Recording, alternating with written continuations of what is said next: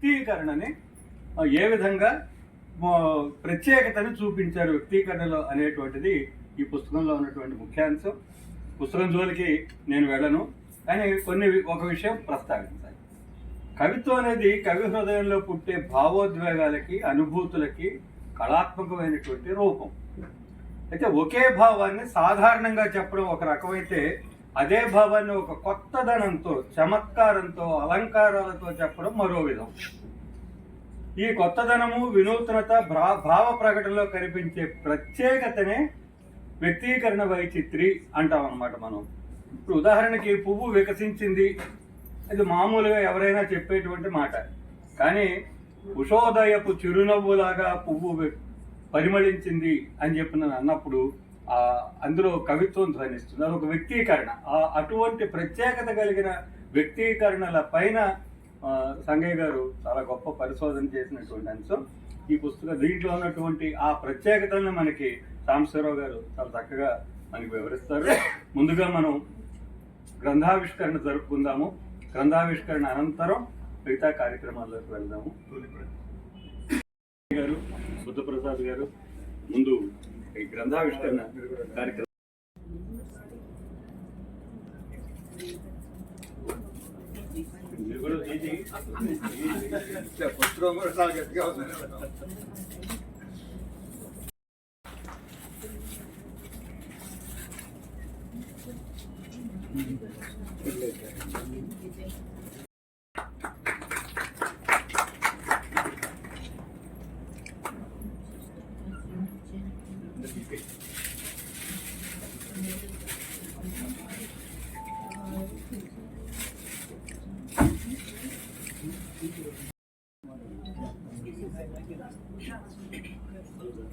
నేను చివరిలో వారి గురించి చెప్తాను. చాలా చెప్పాల్సింది ఎక్కువ ఉంటుంది కాబట్టి ఇప్పుడే కాదు, స్వీకరించిన తర్వాత నా స్పందన అప్పుడు నేను చెప్తాను. ప్రస్తుతానికి చాలా నాగలక్ష్మణ్ గారు పేరు.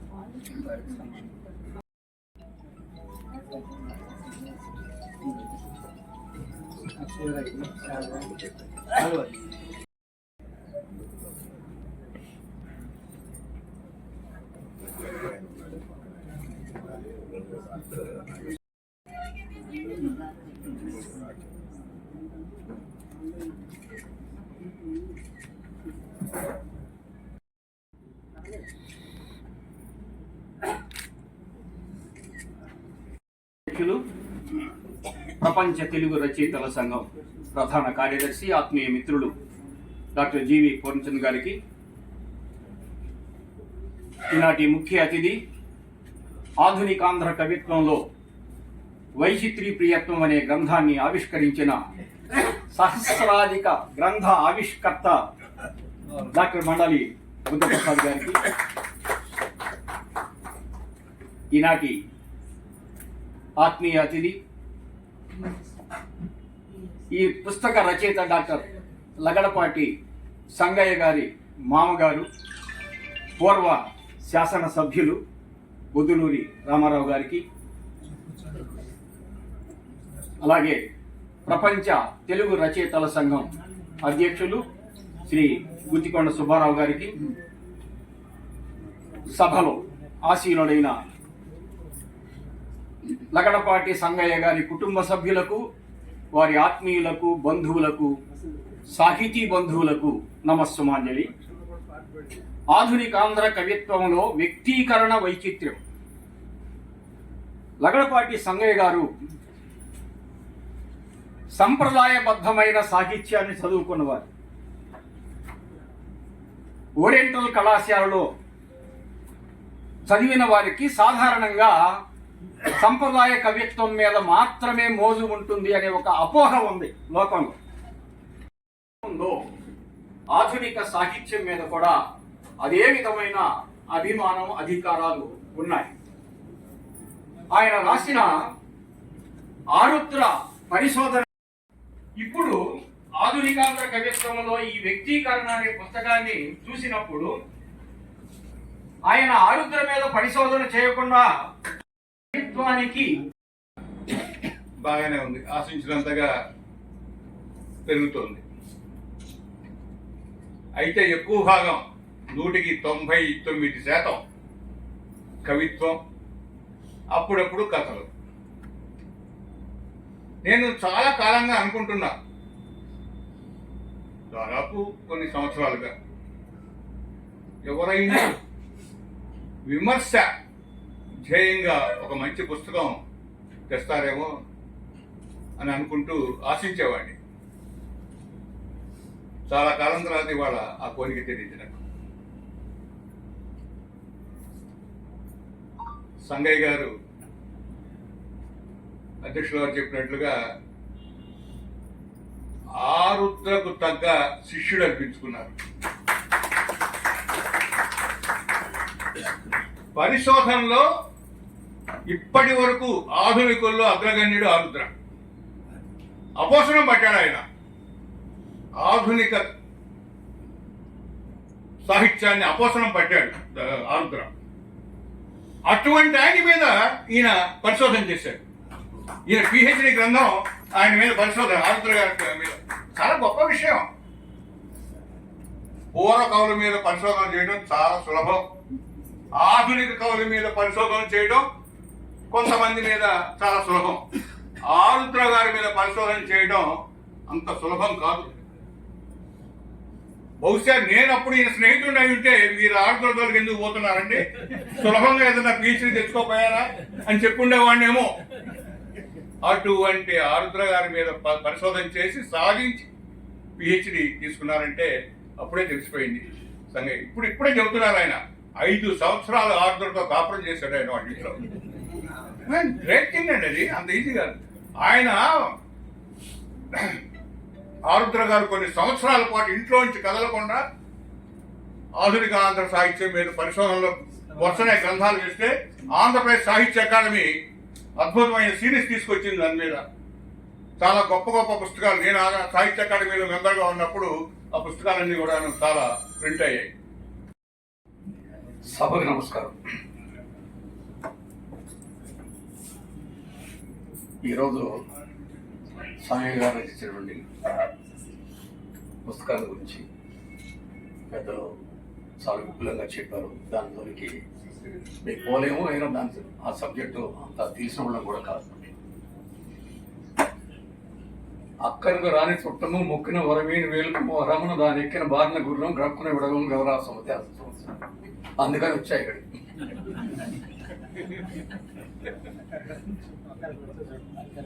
అయితే పూర్ణచంద్ర గారు ఆయన కవితలు ఎన్నో, ఆయన పూర్ణచంద్ర పేరులోనూ ఉంది పూర్ణచంద్రుడు ఆయన. అయితే సంగయ్య గారి గురించి చెప్పాలంటే ఈయన కవిత్వం సూర్యుడు గ్రహణం పట్టింది కొన్ని సంవత్సరాలు. ఈ మధ్యనే గ్రహణం వదిలి గ్రహణం వదిలిపెట్టి సూర్యుని వదిలినట్టుగా ఈ మధ్యకాలంలో సంగయ్య గారు అనేక సభల్లో ఆయన సన్మానాలు జరుగుతున్నాయి. మామగారు చాలా ఆనందిస్తూ ఉండను. అయితే పుణ్యం పురుషులందు పురుషులు వేరయా విశ్వదాభిరా వినున్నారు. పురుషులందు ఇదంతా కూడా సాంబశివరావు గారు సామాన్యంగా చెప్పారు. మేము కూడా చిన్నప్పుడు బాగా తెలుగు చదువుకోవాలని బాగా భాష ఉండేది, చదువుకున్నాం. కానీ అప్పుడు వేరు, ఇప్పుడు వేరు.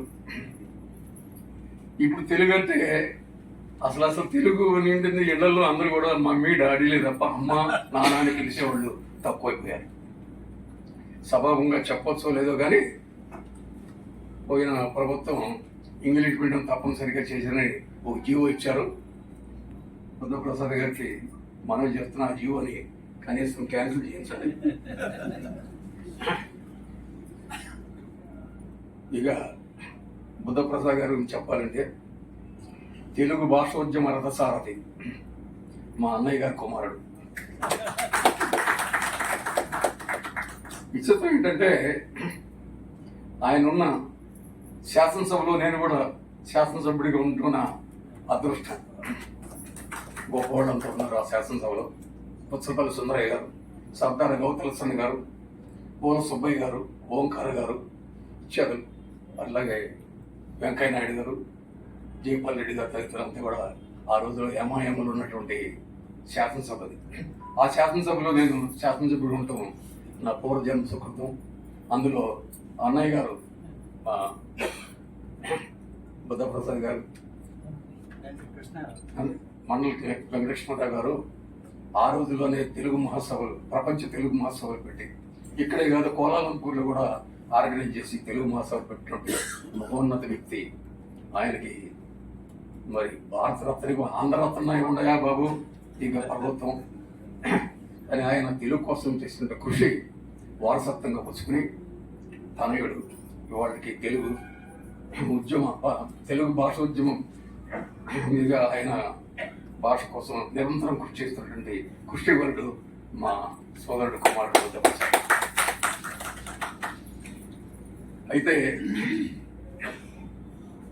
ఈ రోజుల్లో ఎక్కువ సమయాన్ని తీసుకొని కానీ కవిత్వ గురించి వారు సాంబశివరావు గారు చెప్పినటువంటిది ఆయనకి భగవంతుడు నిండు నూరేడు ఆయుష్ ఇవ్వాలని భగవంతుడు కోరుతున్నాం.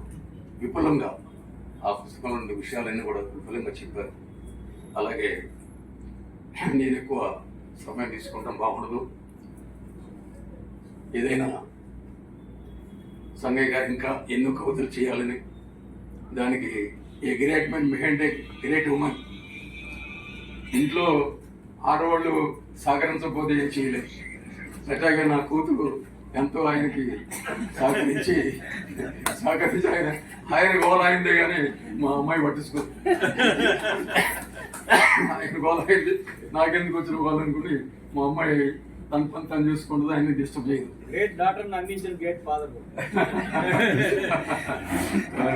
కాబట్టి ఏదైనా సరే తెలుగు భాష కృషి చేస్తున్నటువంటి మా సోదరుడు కుమారుడు మండలి బుద్ధప్రసాద్ గారికి ఆ భగవంతుడు ఆయురారోగ్య ఐశ్వర్యం వచ్చి ఇంకా తెలుగు భాషకు ఇంకా ఎక్కువ కృషి చేయాలని చెప్పేసి సెలవు తీసుకున్న జై.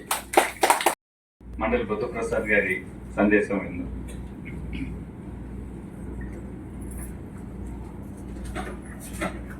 సభాధ్యక్షుడు డాక్టర్ జీవి రామచంద్ర గారు, ప్రత్యేకించి ఈరోజు ఈ సమావేశంలో నాకు తృప్తిని అందించే విషయం ఏంటంటే మాజీ శాసనసభ్యులు శ్రీ బొద్దుల రామారావు పాల్గొన్నారు. ఆయన శాసనసభ్యుడిగా యువక దశలోనే శాసనసభలు అడుగుపెట్టినప్పటికి కూడా ఆ రోజుల్లో రాజకీయాల్లో తనకంటూ ఒక ప్రత్యేకమైన వరవడిని సృష్టించిన వ్యక్తి రామారావు. ఆయన గంభీరమైన ఉపన్యాసాలు వింటూ ఉండేవాళ్ళు అసెంబ్లీలో కానీ బయట కానీ. వాటంటికంటే కూడా మించింది ఏంటంటే ఆయన అంత కళాపోషకుడు నేను అడిగినాను.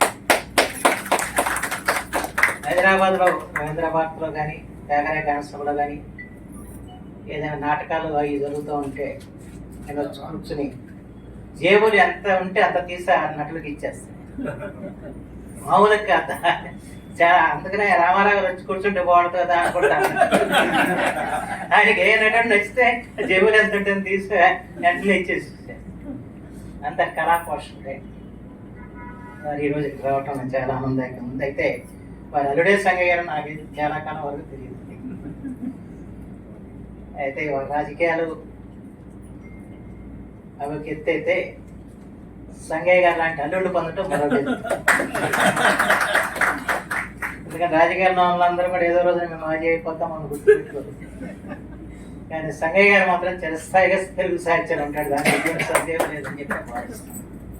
అలాగే పెద్దల గుర్తుకొని సుబ్బారావు గారికి, చాలా ఈ గ్రంథ పరిచయాన్ని చాలా విస్తృతంగా చేసిన గుమ్మా సాంబశివరావు గారికి, ఈరోజు ఈ కార్యక్రమంలో వేదిక మీద ఉన్న వాళ్ళకంటే కూడా వేదిక ముందు ఉన్నవారు చాలా గొప్పవాళ్ళు ఉన్నారు, సాహిత్యవేత్తలు ఉన్నారు, అవధానులు ఉన్నారు, వ్యవసాయ రంగ ప్రముఖులు ఉన్నారు, ప్రస్తుతం ప్రతిపక్ష పాత్ర పోషిస్తున్నారు,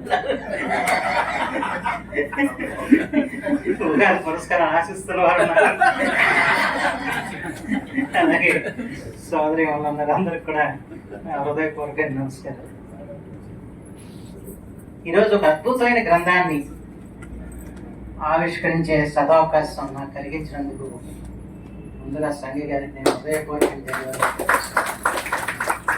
అంతఃపురం వారు రాసిన 2 పద్యకావ్యాలు నేను ఆవిష్కరించడం జరిగింది. ఒకటి తెలుగు తీర శతకం, రెండోది పల్లి పట్టు. ఆ 2 కూడా వారు పద్య రచన. ఆంధ్ర రఘువంశం. ఆంధ్ర రఘువంశం. 3 పుస్తకాలు. 3 పుస్తకాలు ఒకసారి ఆవిష్కరించడానికి రామారావు గారు ఆలోచన. అయితే మనకి తెలుగు సాహిత్యంలో విమర్శకుల పదం ఉంది, రెండోది పండిత పరిశోధకుల పదం. ఆ రెండింటినీ తీర్చిన వ్యక్తి ఎవరంటే లగడపాటి సంగయ్య గారు అని చెప్పచ్చు. ఆయన రాసిన గ్రంథాలని నాబోటోడు దాన్ని చెప్పడం అంటే అది సాధ్య విషయం కాదు. అది 3 సంవత్సరాల 7 వస్తుంది అంటారు చెప్పాలి. ఇది చాలా లోతైన గ్రంథం ఇది. అయితే ఆయన ఏది గ్రంథం రాసినా కూడా ఆ గ్రంథం పరిశోధనాత్మకంగా ఉంటుంది తప్ప ఏదో అలవోకగా రాసిన రచనలు ఉండవు. నేను చాలామంది రచనలు చూస్తూ ఉంటాను, కానీ ఆ పరిశోధనాత్మకంగా ఉన్న రచన చేసే శక్తి మాత్రం ప్రస్తుతం ఉన్న రచయితల్లో లగడపాటి సంగయ్య గారికి ఉందని చెప్పి నేనైతే భావిస్తాను. అంటే ఆయన కాకతీయుల శాస్త్రంలో చందో వైవిధ్యం అనే ఒక గ్రంథం రాశారు. అది నాకు కూడా చూపించారు. అయితే మీకు వాళ్ళ ప్రస్తుతం తెలంగాణలో ఉన్న పరిస్థితి తెలుసు. ఆంధ్ర వాళ్ళకి అక్కడ అవకాశం కల్పించట్లేదు, కనీసం ఆంధ్ర వార్త కూడా ఇవ్వట్లేదు, లేదా ఇలాంటి సమస్యలన్నీ వింటూ ఉంటాం. అలాంటి పరిస్థితుల్లో తెలంగాణ ప్రభుత్వం ఆ పుస్తకాన్ని ప్రచురించిందంటే అది 6.5 లక్షలు పెట్టి అదే ప్రచురించారు. ఆ ఒక్కటి మాత్రం ఆయన ఒక ప్రతిభకి అంతకంటే గొప్ప గుర్తింపు లేదని చెప్పి మాత్రం ఆలోచిస్తాను. బహుశా కూడా తెలంగాణ ప్రభుత్వం ప్రచురించిన ఏకైక ఆంధ్ర రచయిత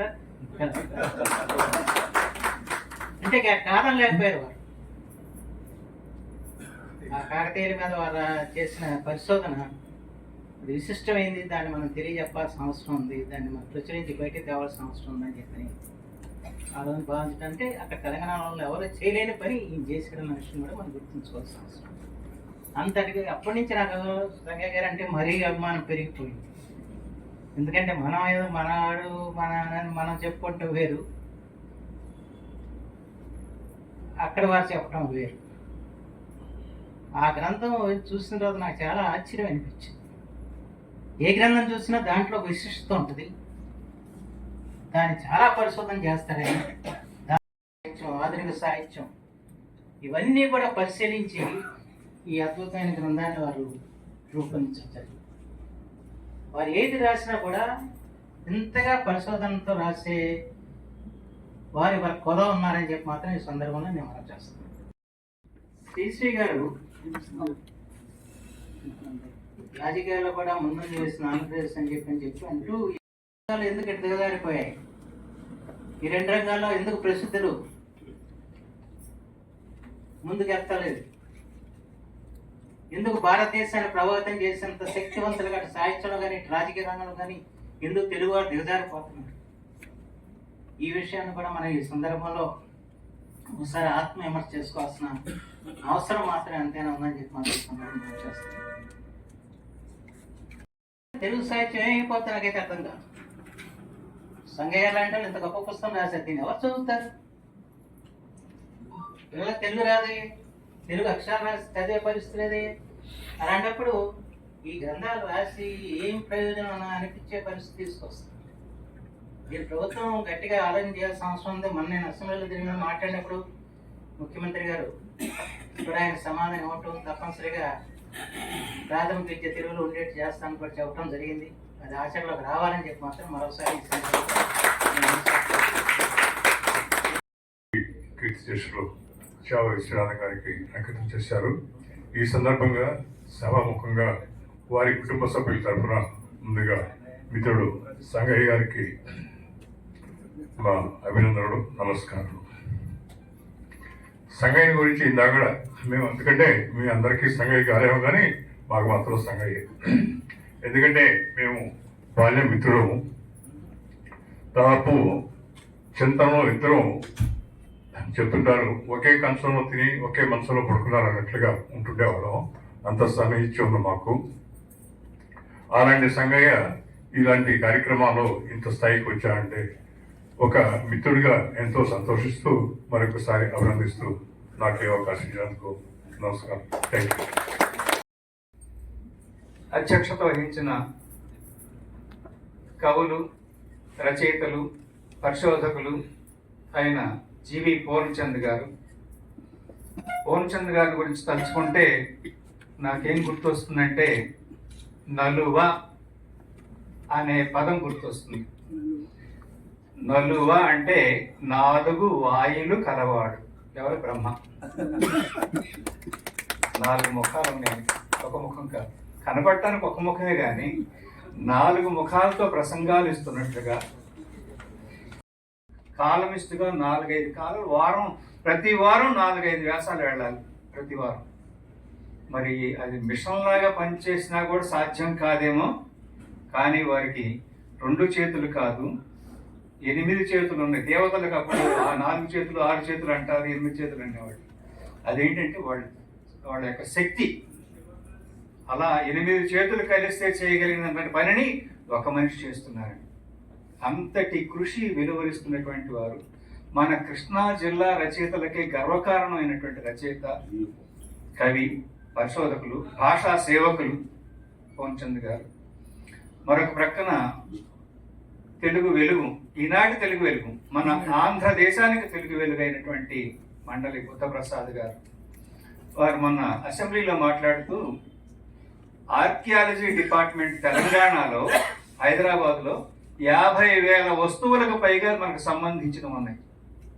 50,000 పైగా సంఖ్య చెప్పారు, పైగా ఉన్నాయి. వాటన్నిటిని తీసుకొచ్చి మన ఆంధ్రదేశంలో విశాఖపట్నంలో జగన్ గారు కట్టించినటువంటి ఆ బిల్డింగ్లో పెట్టిస్తే బాగుంటుంది అని సూచన చేశారు. నేను కరిగిపోయింది నా హృదయం. ఇట్లాంటి సూచన చేయాలి, ఇలా మాట్లాడాలి.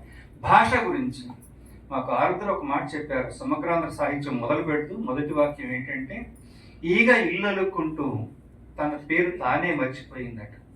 మర్చిపోయిన ఆ పేరేమిటి అని వారిని వీరిని వరుసగా అడుగుతూ వెళ్ళి పేదరాశి పెద్దమ్మని అడిగిందంట. అడిగితే ఆమె కూడా కొన్ని కథలు చెప్పి వాడిని అడగరాదా, ఏళ్ళని అడగరాదా, గొడ్డలు చెట్టుని అడగరాదా, గొడ్డలను అడగరాదా అని చెప్పి నీ పేరు ఈగ కదా అంటే, ఓహో నా పేరు ఈగ అని తెలుసుకొని మురిసిపోయిందంట ఈగ. అలాగే వాడు తెలుగువాడు నీవెవరివంటే చెప్పలేని పరిస్థితిలో ఉన్నవాడు. తెలుగు జాతి, తెలుగు భాష, తెలుగు సంస్కృతి, తెలుగు నాగరికత, తెలుగు ఆచారాలు, తెలుగు వ్యవహారాలు వీటన్నిటినీ మర్చిపోయి రెయిన్ రెయిన్ గోయవే, వాన వాన వల్లప్ప పోయింది, రెయిన్ రెయిన్ గోయవే అని అంటే వాన పోతుంది. అలాంటి స్థితికి మారిపోయి మన తెలుగు నాగరికతని, ఉనికిని, జాతిని కోల్పోతున్నాం అనే పరిస్థితిని ఉద్ధరించడానికి కంకణం కట్టుకున్నటువంటి, నడుం బిగించినటువంటి ఒక నాయకుడు నేను మన మండలి బుద్ధప్రసాద్ గారు. ఆయన కనిపిస్తున్నారు అంతే మనకు దిక్సూచిగా. ఒక పడవని, ఆంధ్ర జాతి, ఆంధ్ర భాష అనే పడవని, నావని నడిపించే నావికుడుగా, నాయకుడుగా నాకైతే వారు కనిపిస్తున్నారు. వారు లేకపోతే ఎవరిని ఆశ్రయించాలి? ఎవరు దీనికి ఉనికి కల్పించేది? ఎవరు ఈ పెళ్లి కూతురుని తీసుకెళ్ళేది? ఆంధ్ర భాష అనే పెళ్లి కూతురుని తీసుకెళ్లేది ఎవరు? కడకడలాగేటి చేసేది? అందుకని నేను ఇప్పటి వరకు జరిగినటువంటి ఆవిష్కరణ సభలన్నిటికీ బుద్ధప్రసాద్ గారిని పిలిచాను. మొట్టమొదట ముక్త సంగయోగి త్రిశతి, తర్వాత కంఠాగ్ని కరోనా, 2 పుస్తకాలను కరోనా సమయంలోనే ఆవిష్కరించడం జరిగింది. అప్పుడు వారికి కరోనా లైట్గా సోకి హైదరాబాద్ నుంచి రాలేకపోయారు. మామూలుగా మా మామగారికి, పిల్లనిచ్చిన మామగారికి నేను మామనైన 2 పుస్తకాలు అంకితం ఇచ్చి ఆయన నాకు అల్లుడయ్యారు. 2 పుస్తకాలు వారికి అంకితం ఇచ్చాను కాబట్టి నా కావ్య కన్యకని ఆయనకి ఇచ్చాను. ఆయన కన్న కన్యనిస్తే నేను కావ్య కన్యకనిచ్చి నేను మామని అయిపోయాను. మామకు మామ అయ్యాను.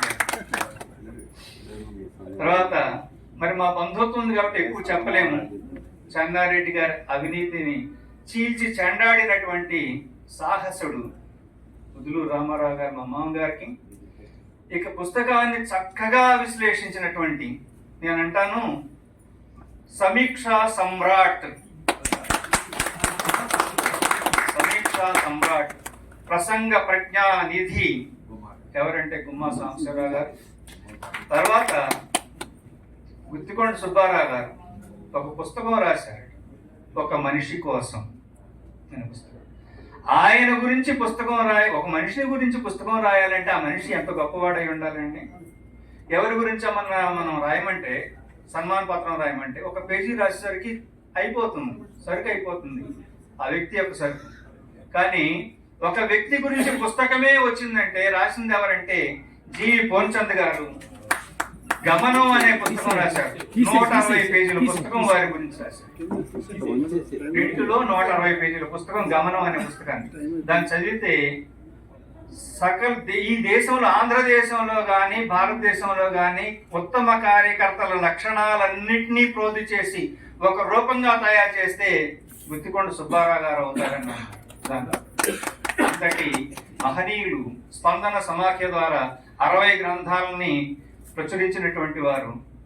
కృష్ణా జిల్లా రచయితల సంఘం, తర్వాత ప్రపంచ తెలుగు రచయితల సభలు, వీటన్నింటినీ దిగ్విజయంగా నడిపించడానికి మూల స్తంభంలాగా నిలబడి, కుర్చీలు తుడవటానికి ఆయన వెనకాడరు, కుర్చీలు వేయడానికి వెనకాడరు సభలో.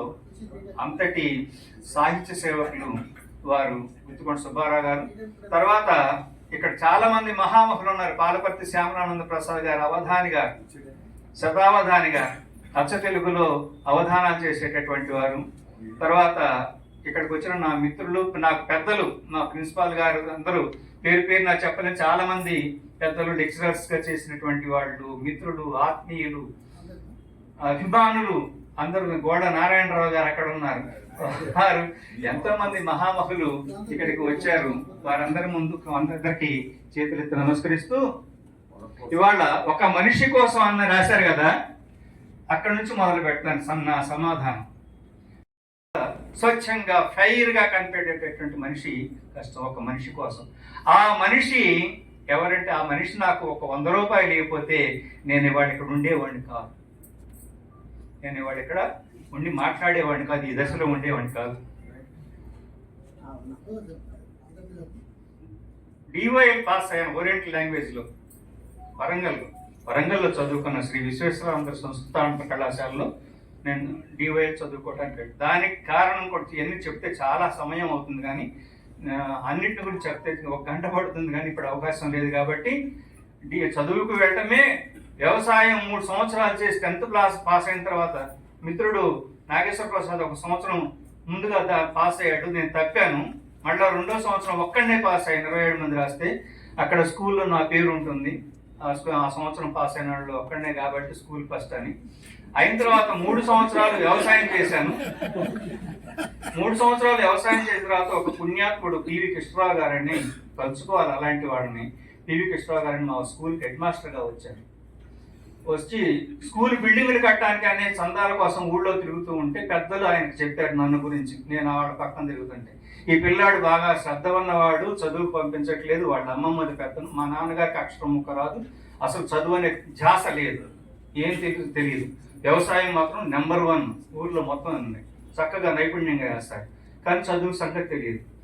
వాళ్ళందరూ చెప్తే ఆ పివి కృష్ణరావు గారు ఆయన మా అమ్మమ్మ గారి పెత్తనం పిలిపించి, మీరు చదివిస్తారా, ఈ పిల్లాడిని నాకు అప్పగిస్తారా, నేను తీసుకెళ్ళిపోతాను, నేనే ఖర్చు పెట్టుకొని చదివిస్తాను, మీకు ఏ సంబంధం లేదు, వదులుకోవాలి అంటే అందరూ అన్నారు. మా అమ్మమ్మ అన్నది అట్లా వదులుకుంటున్నావు, మాకు లేక పుట్టినటువంటి మగపిల్లాడు, మాకు మా వంశంలోనే లేరు మగపిల్లలు, తొలిచూరు మగపిల్లాడు పుట్టాడు మా వంశంలో, మేము వదులుకోవాలి. మరి ఏమైంది అంటే 17 ఎకరాల పొలం ఉంది అప్పటికి, కానీ ఆమె భయం, మేము పెద్ద డాక్టర్లు ఇంజనీర్లు చదివించలేము, ఒక తక్కువ ఖర్చులు అయ్యే చదువు ఉంటే ఆమె చూసుకోండి అంటే. ఇంకా పక్కన ఉన్న సలహా ఇచ్చేయంటే మన బ్రాహ్మణుల సత్యం గారు, వాళ్ళు వరంగల్లో పండిట్లుగా చేస్తున్నారు, grade 1 పండిట్లుగా చేస్తున్నారు, వాడికి ఒక ఉత్తరం రాయంటే నేను రాశాను, వారు సీట్ వస్తుంది అన్నారు. ఫీజు ఏంటంటే మొదటి సంవత్సరం 20 రూపాయలు, 2వ సంవత్సరం 10 రూపాయలు, 30 రూపాయలు ఫీజుతో నడుస్తుంది. ఇక మిగతా ఖర్చులు మనం చేసుకోవాలి. 2 సంవత్సరాల మీద కలిపి నాకు 800 రూపాయలు ఖర్చు పెట్టుకున్నాను. ఖర్చులు, ప్రయాణం ఖర్చులు అన్నీ కలుపుకొని 800 నేనేదో కష్టాలు పడినా ఇవన్నీ వద్దు, కన్నీరు కాల్చుకునే కష్టాలు చాలా పడ్డాను, ట్యూషన్ చెప్పుకున్నాను, నాన్న తిప్పలు పడ్డాను. అది అయిపోయిన తర్వాత డివైఎల్లో సర్వప్రథముడిగా పాస్ అయ్యాను. 77 మందిలో టాపర్గా వచ్చాను.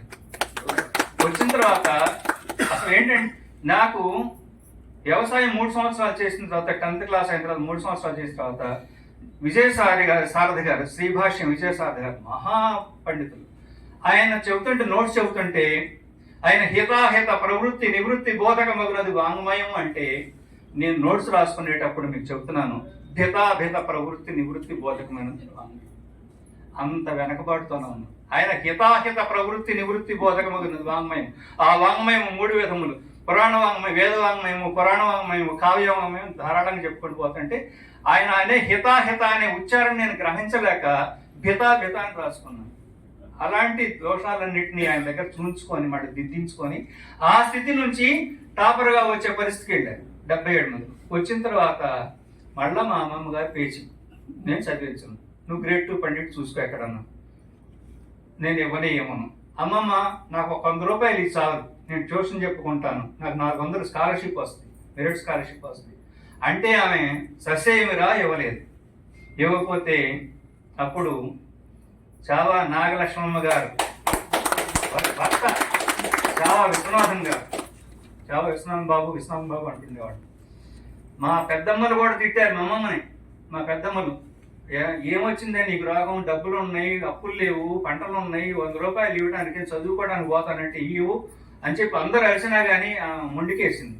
మొండికేస్తే విశ్వనాథన్ బాబు నాకు 100 రూపాయలు ఇచ్చి వెళ్ళు చదువుకో, తర్వాత ఇక నేను నరసమ్మ గారు ఇస్తే తీసుకుంటాను లేకపోతే లేదు అని చెప్పారు. ఆ 100 రూపాయలే లేకపోతే నేను ఇవాళ ఇక్కడ నిలబడేవాడిని.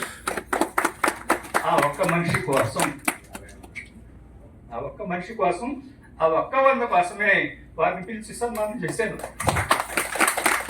వారు లేదు, దేవలోకలయ్యారు. నన్ను ఎంత ప్రేమించేవారంటే చాలా విషయాలను చెప్పుకుంటే నా దగ్గరకు వచ్చి పుస్తకాలు చదివి ఇలా చదువు. ముఖ్యంగా ఇంకోటి కూడా ఆంధ్ర దీపిక అనే మనకు నిఘంటు మామిడి వెంకటార్య రాసింది. ఆయన ఎక్కడో బంగారులోనే అక్కడ కొనుక్కొచ్చి నాకు ప్రజెంటేషన్ ఇచ్చారు. అది చిన్నవే విలువ, అప్పుడు చాలా ఒక పుస్తకం అనుకుంటాం, కానీ అదే బాటలు వేసింది. అలా విశ్వనాథన్ గారు నాకు ఆదర్శ పురుషుడు, ఆదర్శ వ్యక్తి. ఆయన చాలా నేర్చుకున్నాను, నేర్పారు కూడా. సంగయ్య, నువ్వు చదువుకున్న తర్వాత మీ అమ్మని నాన్నని గౌరవించడం నేర్చుకో. కొంతమంది అవమానిస్తున్నారు, తల్లిదండ్రులను అవమానిస్తున్న చోట్లేదు, ఎప్పుడు చేయగలాంటి పని అని అలా నన్ను ఒక దారిలో పెట్టి సలహాలు ఇస్తూ నన్ను ప్రోత్సహించినటువంటి వ్యక్తి విశ్వనాథన్ గారు. నేను చొప్పకట్టలు మోపులు మోయలేకపోతే ఆయన కిందకి దించి తల మీద పెట్టుకొని అందించాడు నన్ను, నాకు శ్రమ తగ్గించాలని. అలా ఒక కుటుంబంలో వ్యక్తిగా ఉండి, పెద్దగా ఉండి మార్గదర్శనం నిర్దేశనం చేసినటువంటి వ్యక్తి. 100 రూపాయలే కానీ ఇవాళ నేను ఇంతటి చదువుకోవటానికి కానీ ఈ స్థితిలో ఉండటానికి కానీ కారకులు అనే ఉద్దేశంతో 100 కాదు, 100 కోట్లు, 100 లక్షలు, 100 వేలు ఎంతైనా కానివ్వండి, అంత విలువ నాకు జీవితాన్ని ఇచ్చినటువంటి ఆ 100 రూపాయలు ఇచ్చినటువంటి మనిషి ఉత్తమ మనిషి అయినటువంటి ఒక మనిషి. వారి యొక్క సతీమణి, వారు చనిపోయారు చాలా కాలమైంది, వారి సతీమణి చావా నాగలక్ష్మి గారు. అందుకని వారిని పిలిచి వారికి ప్రతిజ్ఞాంకితం చేయడం జరిగింది. ఇక ఈ పుస్తకం రాయడానికి 2-3 కారణాలు చెప్తాను. MA అయిపోయింది, గోల్డ్ మెడలిస్ట్ని వేటు రామమూర్తి గారు వాళ్ళ దగ్గర చదువుకున్నాను. నాకు ఓరియంటల్ కాలేజీలో ఎంత స్టాండర్డ్ వచ్చిందో ఎంతో కొంత, అంటే కావ్యాలంకార సంఘం,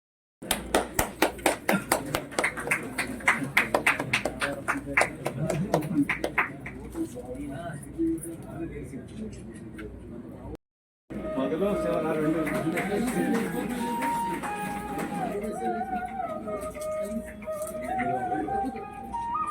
పడ్డ కష్టంలో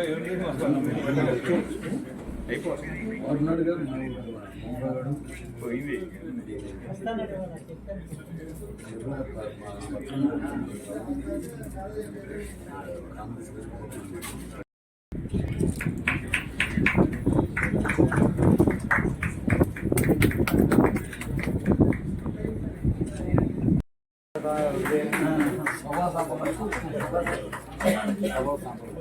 మామ మరియు అల్లుడు గారు, మామగారికి అల్లుడు గారి, మామ మరియు అల్లుడు గారు.